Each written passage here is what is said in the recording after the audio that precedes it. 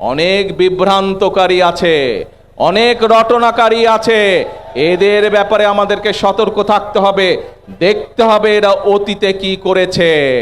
সেই অতীত বিবেচনা করে তাদেরকে আমাদেরকে চোখে চোখে রাখতে হবে। সেই অতীত বিবেচনা করেই আমরা ভবিষ্যতে তারা কি করছে সেদিকে আমাদেরকে নজর রাখতে হবে। আমরা দেখেছি ৭১-এ তাদের ভূমিকা কি ছিল, আমরা দেখেছি ৮৬ সালে তাদের ভূমিকা কি ছিল, আমরা দেখেছি ৯৬ সালে তাদের ভূমিকা কি ছিল, আমরা দেখেছি বিগত ১৭ বছরের জনগণের যে আন্দোলন, সেই আন্দোলনে তাদেরকে আমরা রাজপথে দেখিনি। দেখেছিলেন আপনারা? আন্দোলনে বিএনপি সহ বিএনপির সাথে যেই রাজনৈতিক দলগুলি মাঠে ছিল তাদের নেতাকর্মীরা অত্যাচার নির্যাতনের শিকার হয়েছে, গুম খুনের শিকার হয়েছে। আজকে যারা বড় বড় কথা বলছে, যারা বলছে জনগণকে যারা বিভ্রান্ত করার চেষ্টা করছে বিএনপি সরকারের বিরুদ্ধে, তাদেরকে আমরা রাজপথে বিগত ১৭ বছর দেখি নাই। আজকে এরা সংস্কার কথা বলছে। বিএনপি ২০২২ সালে সংস্কারের কথা বলেছে। কোথায় ছিলেন তখন আপনারা সংস্কার নিয়ে?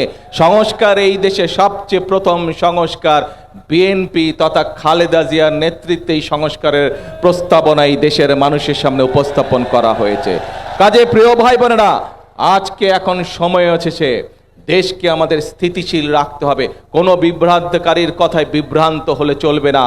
বিভ্রান্তকারীরা যদি বিভ্রান্ত করতে আসে অতীতের মতন, তাদেরকে সমুচিত জবাব দিতে হবে যে তোমাদের অতীত আমরা দেখেছি, তোমাদের অতীত আমরা জানি, তোমরা অতীতে কি করেছো, কাজে তোমাদের কথাই আমরা কান দিব না।